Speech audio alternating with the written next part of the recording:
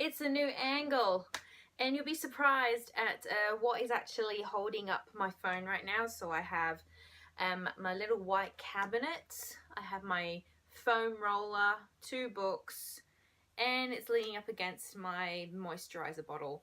That is my setup to get this angle. Epicness, the YouTuber life.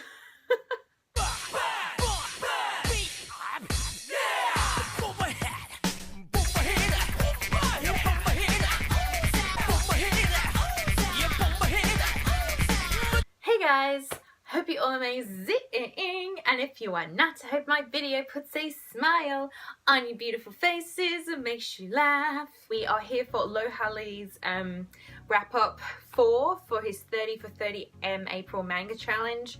This is the last one as we are in May now. Oh my goodness. And if you are new and don't know anything about this challenge, a fellow primarily manga tuber named Lohali, he's new in the manga space or community, and he came up with this challenge to read 30 volumes of manga for the entire month of April, at least reading one once a day.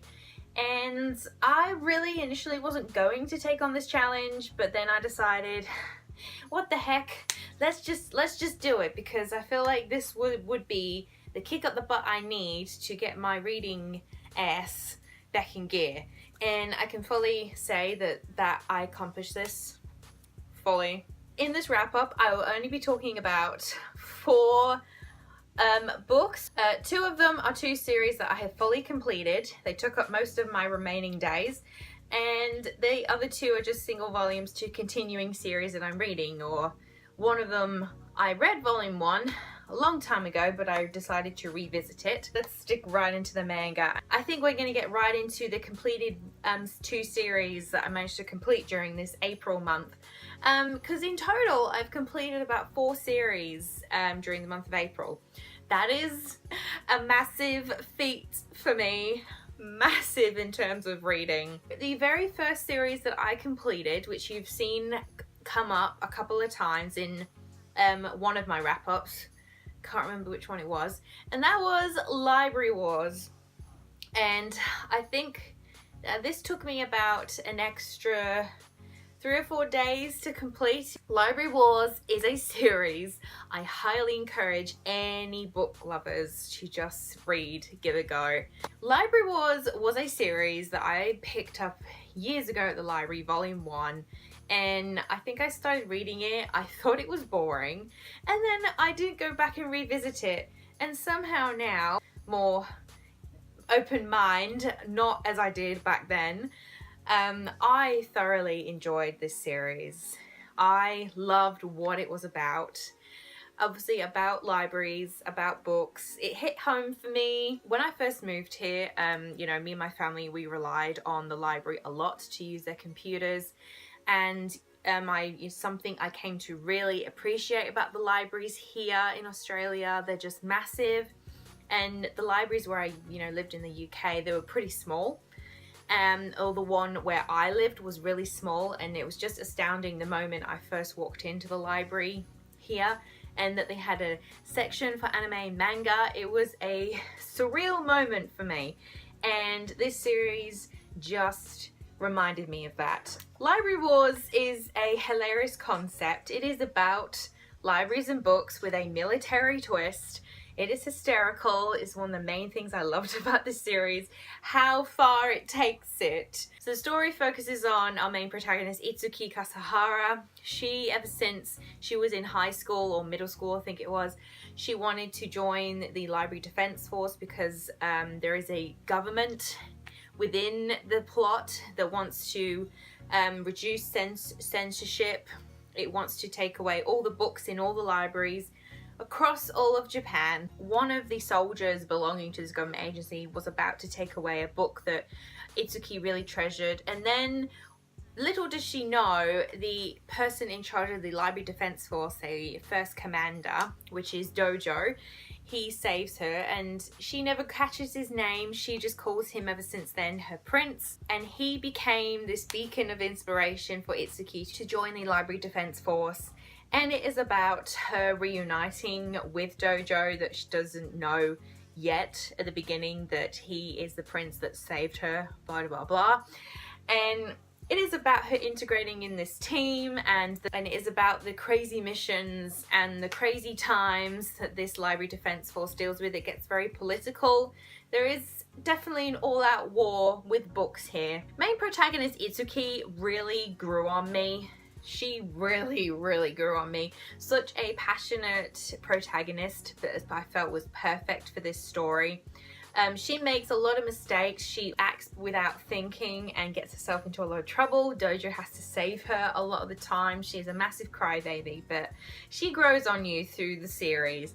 And I just love that when no one else will stand up for anyone else, she comes in and tries to save the day. It's crazy that there's a war between the libraries and the government, and there's, you know, guns get involved. I laughed at it through my whole entire read. It was so hard to just really take it seriously. But I loved that that was the passionate side of the story, you know, that we all love our books, we love our libraries, have the freedom to read what we want. You know, that's what libraries give us. And that's what I really loved about it. The added bonus with this manga was the romance element, which is very progressive with Itsuki and Dojo. Things take a while to progress between the two, but in the end it ends up being so sweet for that final moment that you're waiting for. And it was so well worth it. There is plenty of cute moments between the pair. You'll be satisfied with that. And what was a complete surprise to me was the different side characters, because there's two side couplings that get a mini focus as well, which is really cute. That was really unexpected, that was. I have to commend the characters in this. They are all hysterical. I love them all together, how they work as a unit within the library defense force. And this was just such a thoroughly great read, guys. So if you love books, you love your manga, go check out Library Wars. The second completed series that I have to thank the inspiration and the allure from is Shay Geeks Out, because she talked about this on her Instagram and I forgot about this series. This is a series I read the first 5 volumes of and then I dropped for some reason. I can't remember when or why I dropped it. But that is one called Peach Heaven, like a romance comedy. Get a little bit of smut in there, so I don't know if this is going to be a read for a lot of you guys, especially if you don't like your smut. I decided to splurge by and bought the entire digital release because you can only get this digitally. It's by Kodansha, and I do not regret spending the money that I did because this is my first digital series I've ever bought in completion. Also, I have been slowly opening up to the idea of reading and buying digital manga, because my previous thoughts on this were that you're buying a piece of, you know, digital data. Like, where is the fulfillment in that? Those were my initial previous thoughts, but now, you know, I don't think that anymore. I think digital manga is another fantastic way, especially for things that don't get physical releases. So I don't regret spending the money that I did, and I just flew through this series so fast. And this story was actually really interesting twist for a romance comedy. So it focuses on high schooler Momoko. She is left with a bunch of debts from her father, and she has to cover her bills for her mum, who is gravely ill and in hospital, and she has to look after her younger brother. And the only way that she ends up doing this is she writes erotic novels. And her dad actually used to be a erotic novelist known as George Araha, but he ends up dying, and she ends up being offered at a young age in middle school to take over writing erotic novels. So she writes these erotic novels while going to school to cover her living expenses, and does it all in the benefit of her family. And unfortunately, at school one day, she comes across supermodel Ranmura, who she ends up catching in the act, you know, kissing with one of his teachers, you know, a little explicit scene, blah blah blah blah. You know how that would go. And he vows to tell the whole school, tell everyone that she writes erotic novels. And in exchange for keeping her secret, Ramara says, you have to be my slave from now on. Now, when I say slave, I don't mean as in sexual slave, no. Just as in slave, as in she has to do whatever he says. Or, you know, pretty much Ramara only ever asks of her, you know, can you make me lunch every day? That's literally all he really asks of her. To just make lunch for him every day, and he will keep her secret. So I'll just, you know, FYI on that before you guys start thinking, oh god, this is due to slavery, blah blah blah. And this series is 13 volumes long, and I wasn't expecting the story to go as far as it did, because we get into college and marriage aspect, which I was not thinking the relationship between Momoko and Ramara would go so far, but it did. Ramaru, he is your typical womanizer, and people might be turned off by his character, how it's been built. I can completely understand that, but through the course of the series, you know, we're opened up to his caring side. But I'll say towards the end he does such an idiotic move that is so frustrating, but I'm not going to spoil anything. Apart from that, you know, in the end he does really care about Momoko. And Momoko is a protagonist. She is just such a sweetie. In the beginning of when she starts writing novels, you know, she only does it for the benefit of family, but then she grows to love writing them and building up a love for writing and literature just in general. And I found that really, really sweet. She was so patient with Ramara. She always stood her ground. She always expressed her thoughts to him and feelings all the time. She wasn't going to let him push her over, which he never really does anyway. I think that sometimes he does take her for granted, Momoko. Momoko sees what other people don't see in Ranmaru because, you know, you see him as a womanizer and a playboy, and he's very carefree. And, you know, she sees what other people don't see in him, and that's, you know, and Momoko just, you know, has a nice personality in general. So I'm glad she didn't end up being completely like wishy-washy in the end. But she was a delightful protagonist for this, and of course, this being a romance comedy, it was funny. There's many funny parts in this, especially Ranmaru. Godly entertaining, oh my goodness. And, you know, if you like your smut, there's plenty of little smutty bits in here, and there's, you know, rivals come along. We know how it goes in the shoujo romance game. So, Peach Heaven, you definitely actually learn about why it's called Peach Heaven. Which it actually is really sweet. Nothing as anybody thinks, oh my god, erotic, oh my god, no. I liked that with the, you know, our main protagonist Momoko, you know, writes erotic novels. If she needs an idea for a novel, she uses like real life aspects. It's actually quite funny. When I was reading that she, oh, I can use this idea, I found that hysterical. I loved it. So if you like romance comedy, don't mind a bit of smart, this does go in towards a quite satisfying ending, let me just add.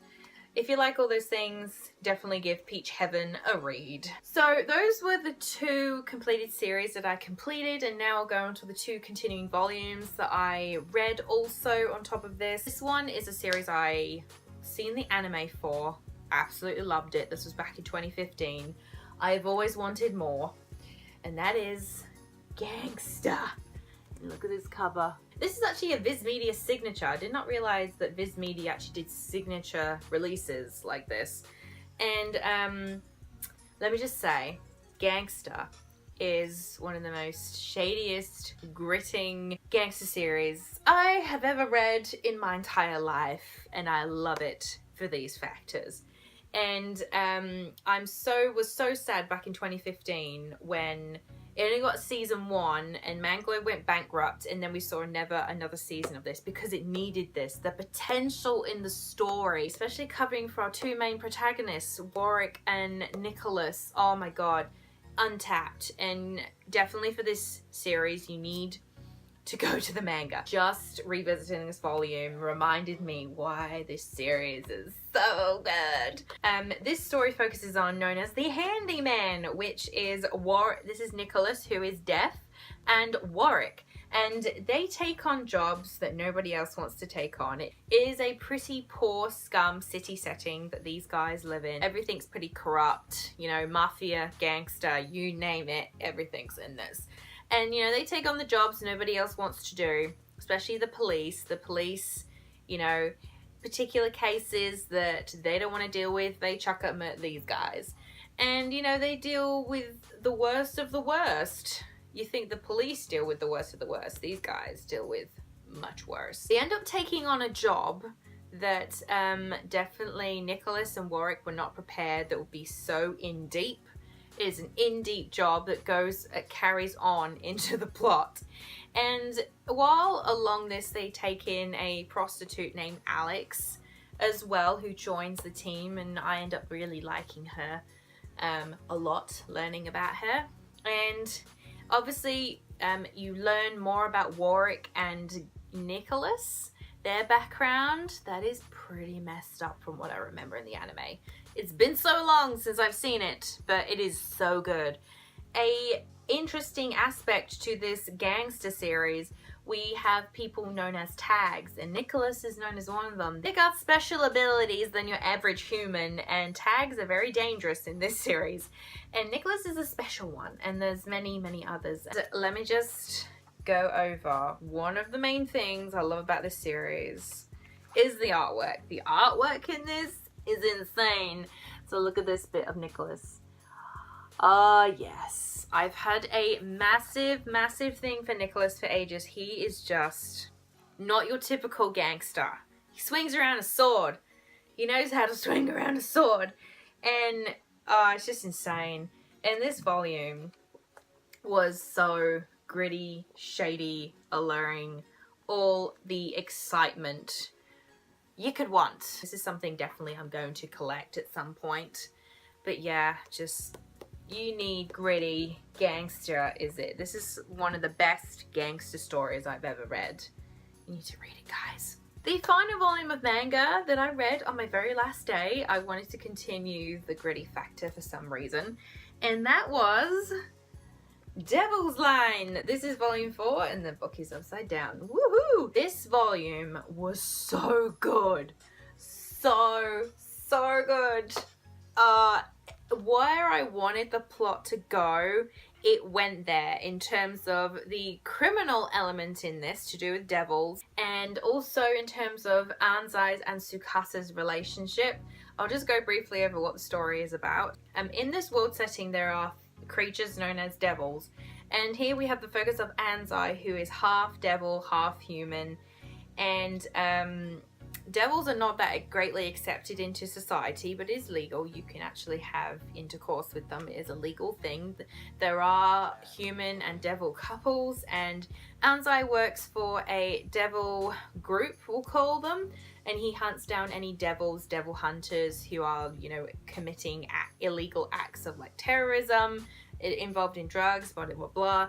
But the story goes beyond this, and he ends up getting involved with a human girl known as Tsukasa. She gets dragged into the mix, and of course the two sort of form a bond together, because this is supposed to be also a vampire romance element, which really works well in this, really works well. And let me just flick through also, because this story has so many alluring scenes in this that just drag me in. Like this one, for example. I love this scene so much. Oh my god, I just look at it, I'm like, oh, I'm sorry, I'm just standing here gushing over this bloody volume, but this volume was so good of where the story is going, and finally where I wanted Anzai and Tsukasa to be. Devil's Line has become one of my favorite continuing series to read as of right now, and I want to own it. I want to own it in the future. Oh my goodness. So if you want some vampire romance with some alluring factor And we've got, you know, murder. This is for you, Devil's Line.